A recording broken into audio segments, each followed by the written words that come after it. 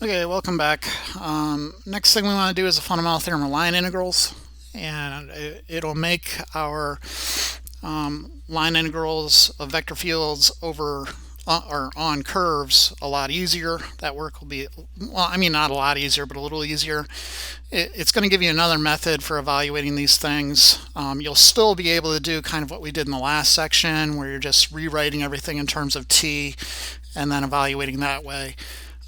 Anyways, in the beginning of the book here on the right, example one, what the heck are they doing? They're evaluating a line integral of a vector field over three different curves. Okay, so curve one is just a straight line.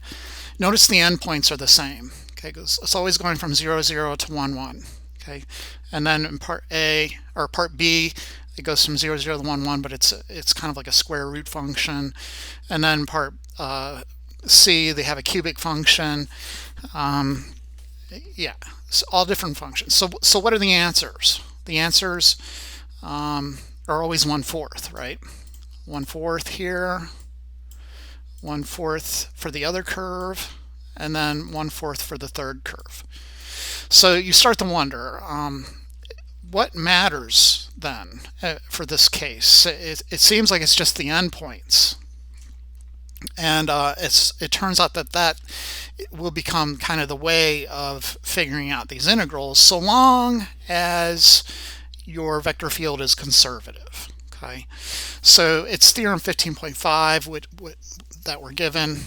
Okay, so the fundamental theorem of line integrals, I'll just abbreviate that FTL, like the fundamental theorem of calculus. And as a matter of fact, they kind of harp on the fundamental theorem of calculus, you know, from Calc 1. It's very similar to that. It's just now you have an integral of some sort of gradient, and the antiderivative kind of the gradient is the potential function. Okay, so it's the same idea, just now in this kind of new context. So anyways, we have to have some conditions. The curve has to be piecewise and smooth, and in a particular type of region called an they'll start worrying more and more about regions and connectedness and stuff like that. But anyways, if you have all of this stuff working, then you could say that the line integral of the vector field f over the curve C, or they say on the curve C, you could evaluate that just by finding the potential function for the vector field and evaluating it at the endpoints.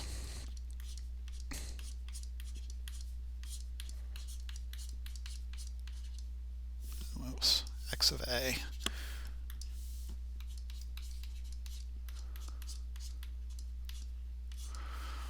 Okay, so we need f to be conservative for this to pan out.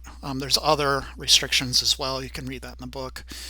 But the most important thing for us, f must be conservative. Okay, so in 2 dimensions, you're looking at the mixed partials, and then at 3 dimensions, you have to look at the curl. Right. The proof as to why this works is kind of clever, so I might as well look at the proof. Note that if f is conservative, so we're supposing f is conservative,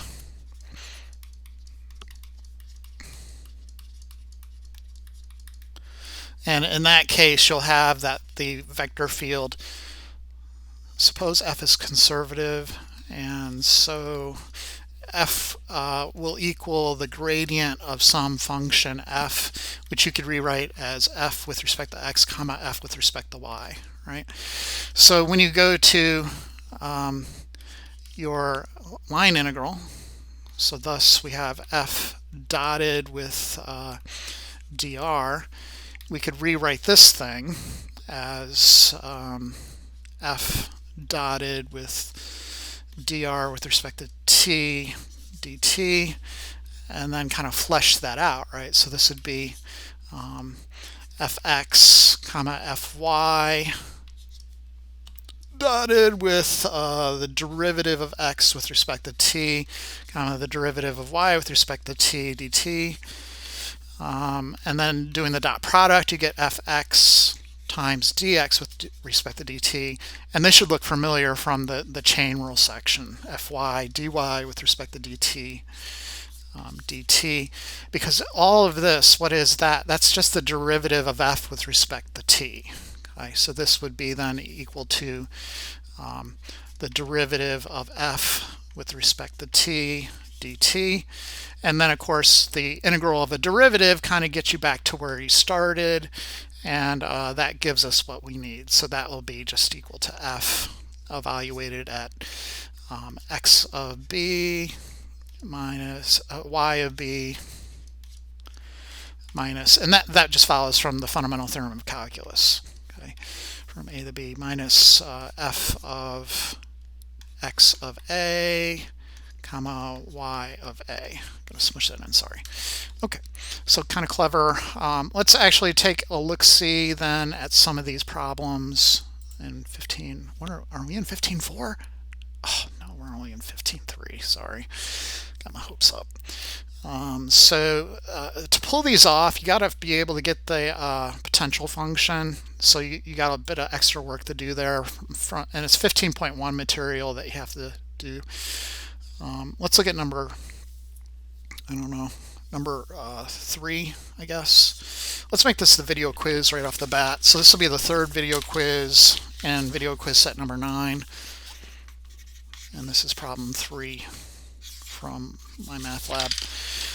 Anyways, what are we doing here? So we want to evaluate this using this fundamental theorem of line integrals.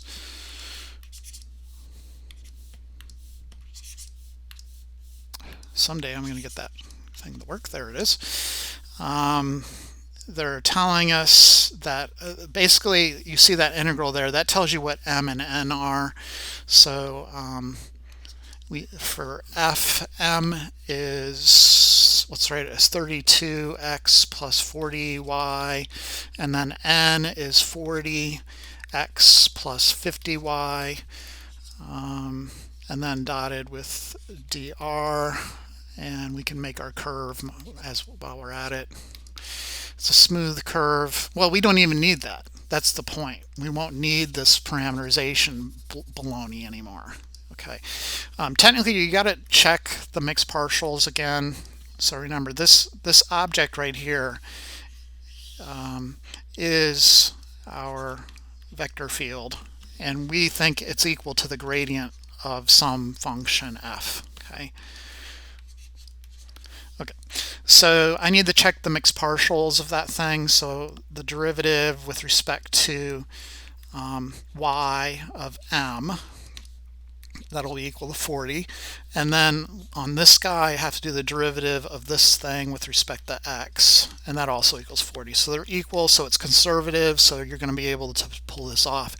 So the formula I always use is the partial derivative with respect to y of the integral of m with respect to x, and that'll equal n. You remember that? I think I gave you that in 15.1. Okay.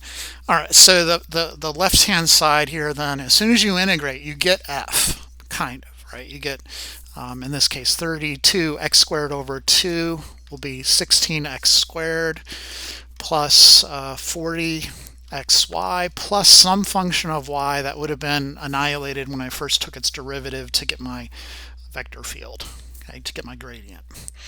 Okay, that equals 40x plus 50y. Again, this thing is your answer. That technically is your answer. You just have to figure out what the heck g of y is, right? So take the derivative of that with respect to y. Derivative of 16x squared is 0. The derivative of 40xy is 40x. And then you have plus g prime of y. On the right-hand side, you have 40x plus 50y. The 40x's cancel. You get g prime of y, nice little differential equation, equals 50y. Integrate both sides with respect to y. You get g of y equals 50y squared over 2, so 25y squared. And you can plop that back into here. There'll be a constant k, but we don't really need it because it'll cancel out when you do the difference between f of x of b, y of b, minus f of x of a, y of a. Both functions, both expressions will have plus k. And when you subtract them, the k's will cancel. So it doesn't even really matter.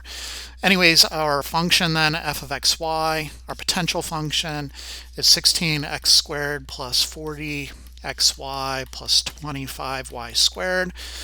So to get the integral, all we have to do is evaluate and subtract. So it'll be f of the terminal point, 3, 2, minus f of the initial point, negative 5, 4. Okay. So in this case, blah, it's 16 times 9 plus 40 times 6 plus 25 times 4 minus 16 times 25 plus 40 times negative 20, and then plus 25 times 16. And then I'll just go to Wolfram and figure out what the heck that thing is.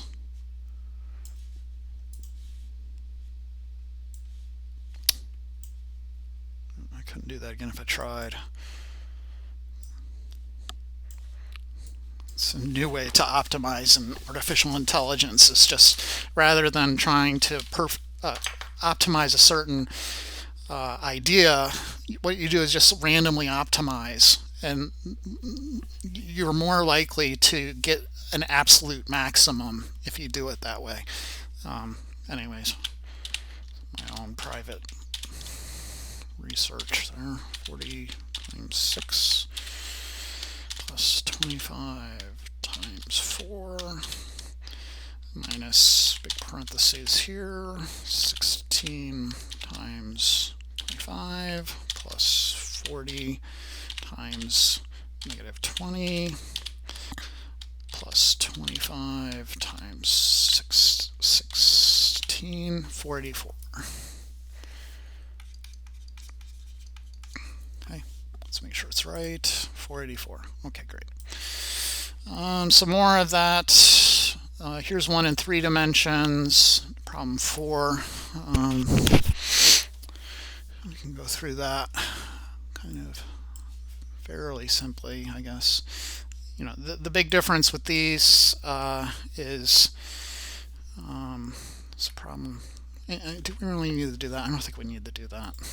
So I've shown you how to do that in 15.1. You just take the integral of each of the 3 components and then kind of compare and contrast, and that'll give you f of x, y, z. Okay. I'll show you. Okay, I'll show you again. It ain't gonna hurt anything. You could just fast forward if you don't want to see it. Anyways, they're giving you 4z plus 3y dx plus 3x minus 4z dy plus 4x minus 4y dz. So this is m, this is n, this is p. You got to make sure it's conservative. Let's just assume it is. You have to find the curl. So remember how to find the curl of f. It's equal to, I guess I'll do it.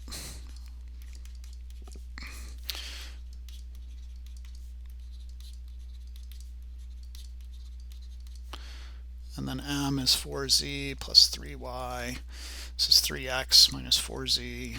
This is 4x minus 4y. So that's going to be, you know, the first one is going to be negative 4 minus negative 4, so 0, minus, go up the middle column, so that'd be 4 minus 4, 0. And then the third one is going to be 3 minus 3, which is also 0. So it's a 0 vector, so it's conservative. Now I need to figure out what the heck f is, little f, okay, the potential function. So I have 4z plus 3y. I want to integrate that with respect to x. And then I want to take 3x minus 4z, integrate that with respect to y. And then 4x minus 4y, integrate that with respect to z. And then compare and contrast the 3, and that should give me my potential function. So with respect to x, I have 4xz plus 3y 4xy plus some function of y and z. Okay.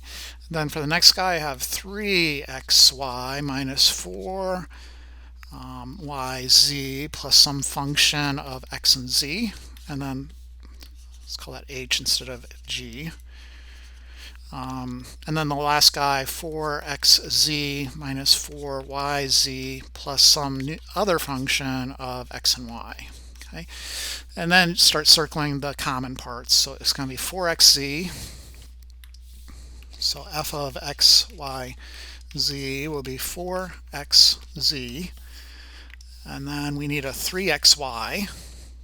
So plus 3xy. And then you see the last part sitting there is the minus 4yz.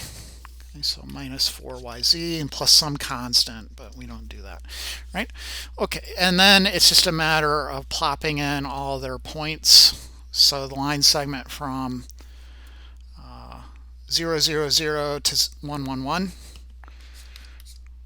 would be 1, 1, 1 minus f of 0, 0, 0.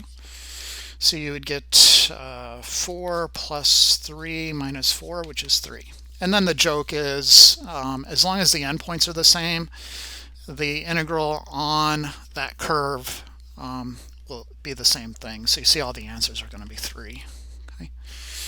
Okay. Find the work done. That's just a line integral there. So get the the potential function for that thing and evaluate on the point, the endpoints.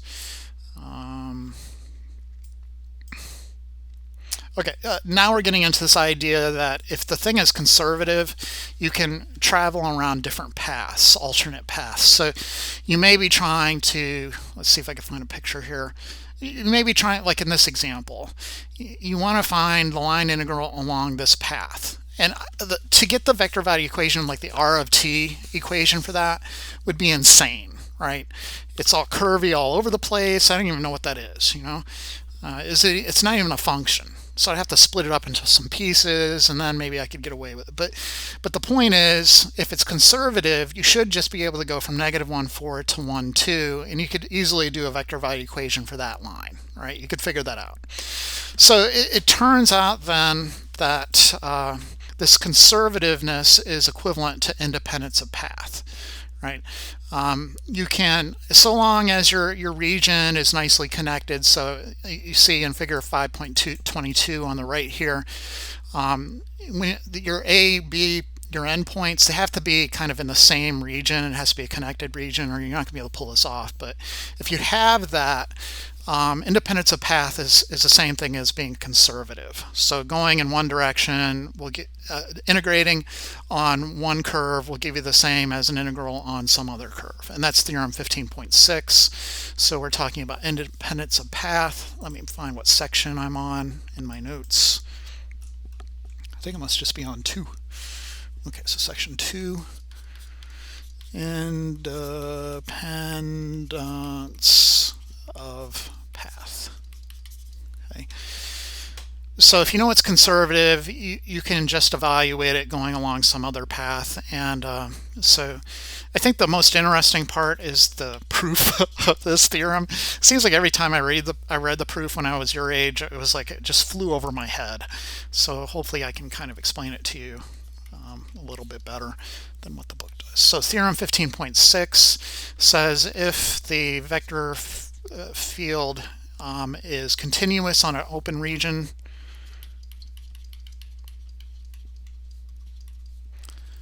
open connected region,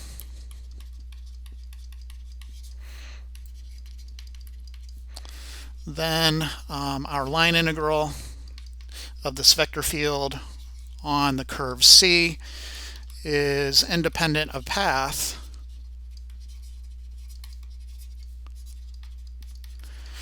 if and only if f is conservative.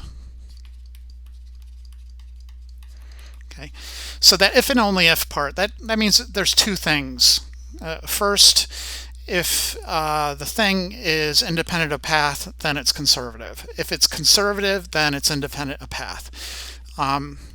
So the conservative implies independence of path is the easiest way to kind of prove. So if f is conservative, it is independent of path automatically, right? Independent of path because the fundamental theorem of line integrals. All you have to do is evaluate it at the endpoints.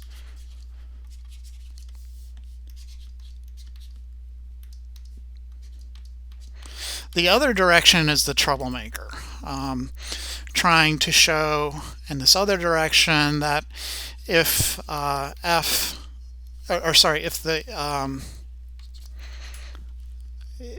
so what do I want to say?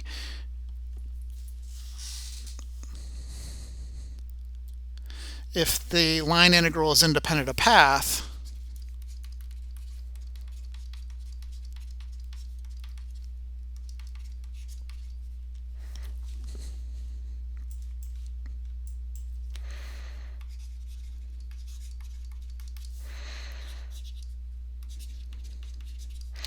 then f is conservative. That version is a little harder to prove. Conservative. Okay, so I kind of want to zoom in on that for a second. So the way it is, I'm going to set up kind of a situation that happens. F is conservative is the easy one. We want to do the other way. All right, so suppose we have our nice conditions satisfied. It's on a nice open connected region. F is continuous, and let's let f equal m comma n. Also let x sub 0 comma y sub 0 be a fixed point in the region.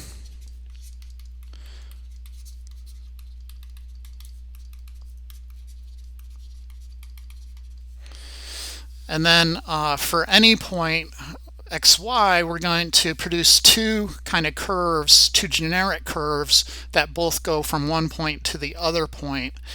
And then from there, because of line independence, we're going to be able to kind of find the potential function for f, I believe. Okay, so let x of 0, y sub 0 be a fixed point in the region, and then consider a curve to the point x comma y, and we're going to build these two curves. Okay, so we need a picture. Here's our point x0, y0, and then over here is our point x comma y.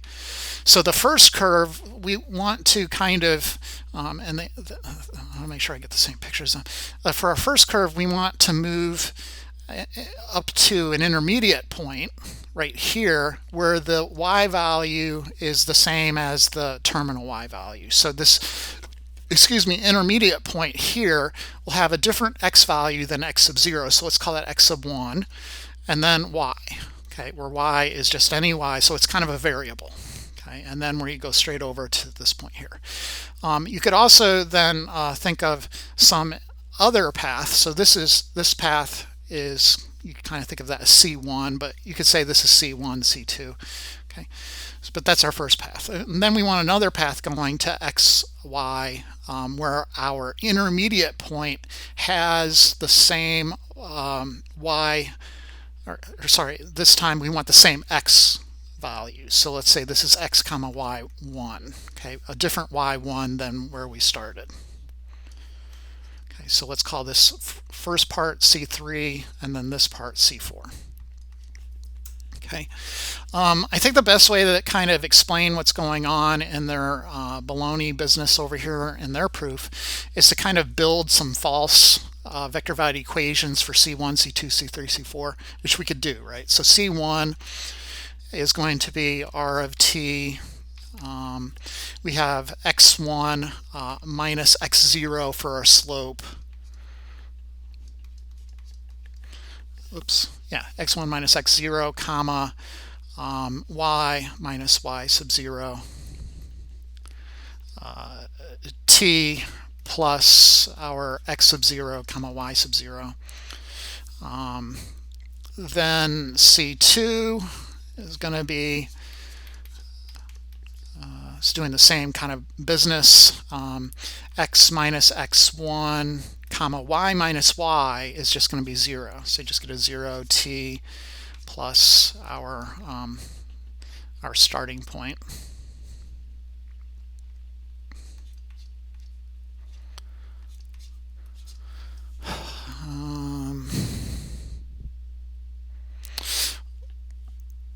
Okay, so let's just play around with that part first. And we're looking for the potential function, and to get the potential function we can basically just do the line integral. Okay, so we're going to define this f of x comma y to equal f dot dr.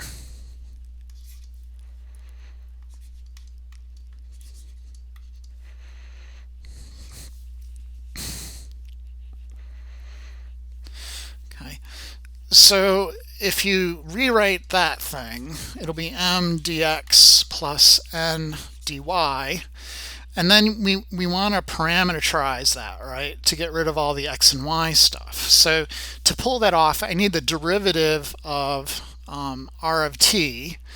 So the derivative of that thing, it's with respect to t, it's going to be, so the first guy, this guy here, r prime of t, is going to equal 0 t comma yt, or it should be y times t, so it would just be y. Okay, and then this derivative, r prime of t, it'll be x minus x1 times t, so it's just going to be x comma 0. Okay, so in our formula then, for this thing, we'll have some m of x, y, right? And our x and y for C1. So first we have to do kind of C1. X and y, well, it would be m of something dx, right? Dx is 0, so this would just be a 0. And then plus n times, you're substituting in your x and y material times y. Okay, so this portion is going to be ultimately a function of y. Okay, and that's what you're seeing right here with this f of xy equals g of y part. So this will equal, okay, so again, this first guy will just be a 0. Okay, that'll be a big 0. And then the second guy is, you could just think of it as a function of y. Okay, because there's not going to be any x stuff in there. If you look at the substitutions, all the x stuff was a constant, x1, x0, back in the vector valued equation. There's no x variable in there. Okay, it's only the y stuff. There's a y variable, that's it. So you end up with this guy, and we will recall that some function of y, and then plus, because similar reasons, you'll have this portion c2 dx. Okay, and if you look back here, the dy part is 0, so that part goes away. It would normally be plus n dy, but dy is 0, so that's gone. Okay.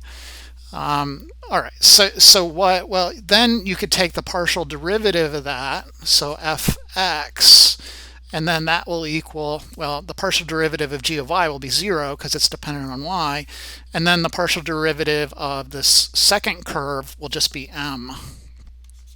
Okay, and then you could go through that rigmarole again and find that the partial derivative of y is n.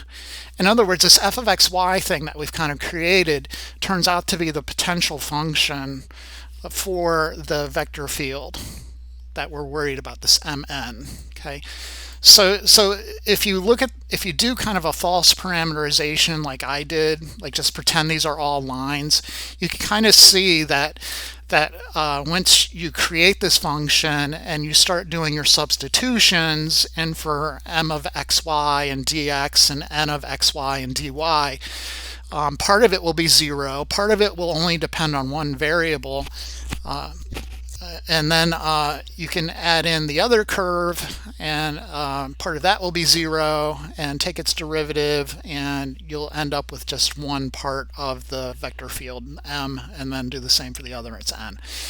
So anyways, the key to understanding this for me was this part, where I was actually able to kind of produce these formulas and then do some substitutions and think, okay, when I take the derivative of this thing, it's in terms of y, and hopefully that helps you a little bit. Ultimately, it's not that big of a deal. What it comes down to is basically when you get to some of the homework problems, you can pick different paths, right? So for example, number 7, part B, rather than doing an integral around this semicircle, just do the integral from -3, 0 to 3, 0. Do a line right there. Okay, so you can find other ways to make it nicer and do that. Okay, so let's get back to where the book is. So finding work in a conservative vector field.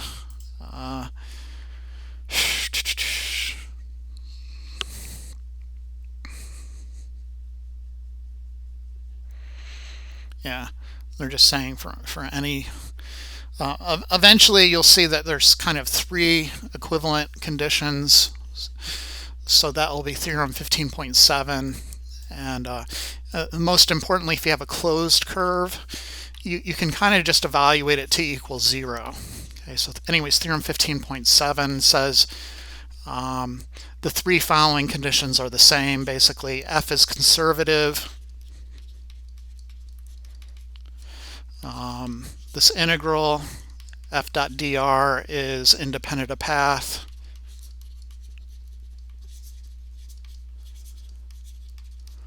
And then thirdly, this integral f dot dr will equal 0 when the path is closed.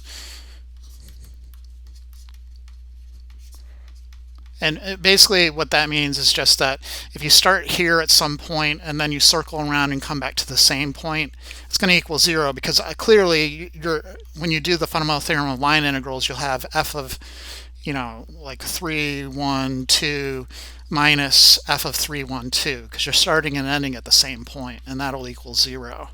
Okay. So anyways, I don't know.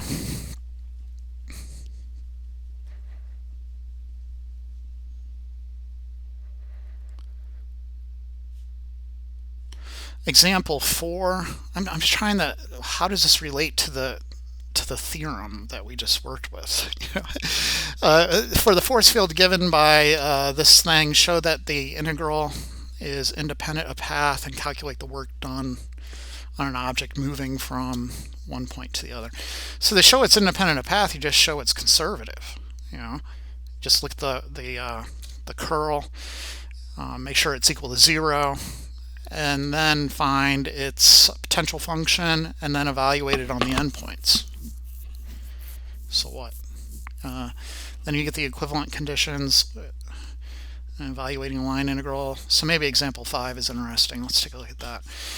So we have evaluate this integral, and I think maybe they want you to do it on 2 different curves or something.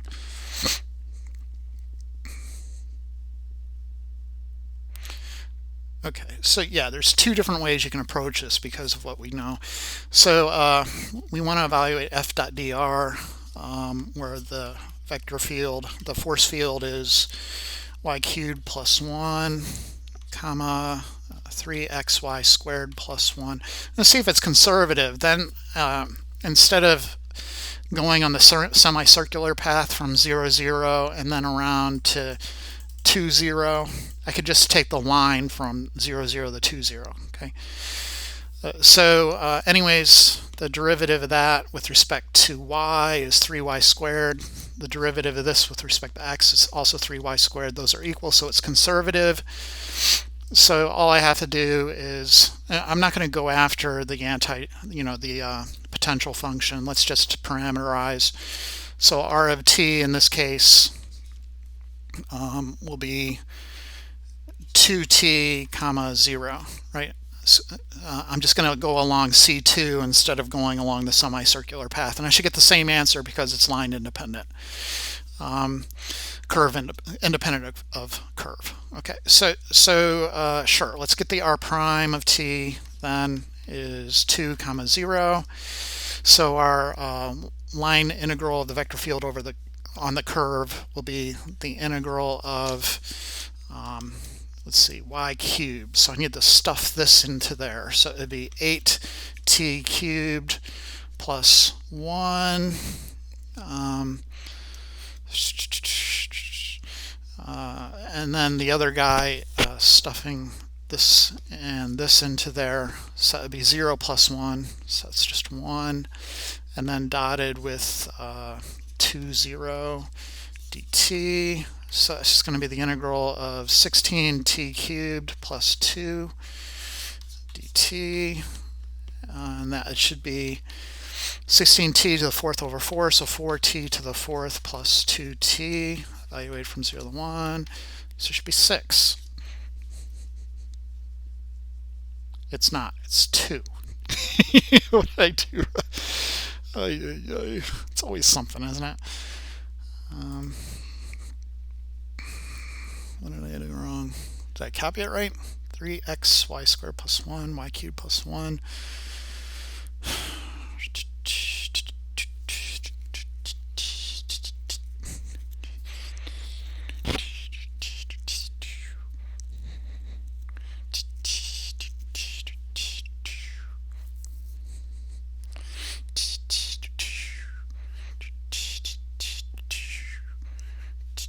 Let me pause the video and figure out what the heck I did wrong. Sorry. Oh, I see it.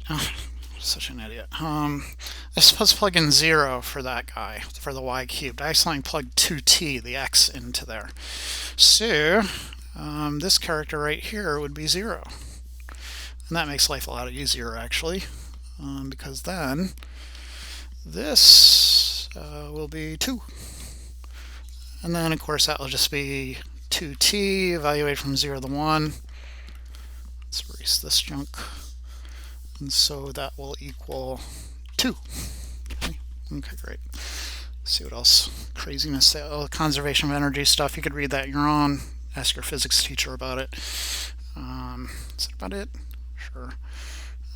So in these last problems, yeah, for like part C, it's a closed curve, so the answer is 0. Part D, closed curve, automatically 0. Supposing it's conservative. I think you should be able to handle everything else, though. So we'll leave it at that, and I'll see you next time. Thanks for watching.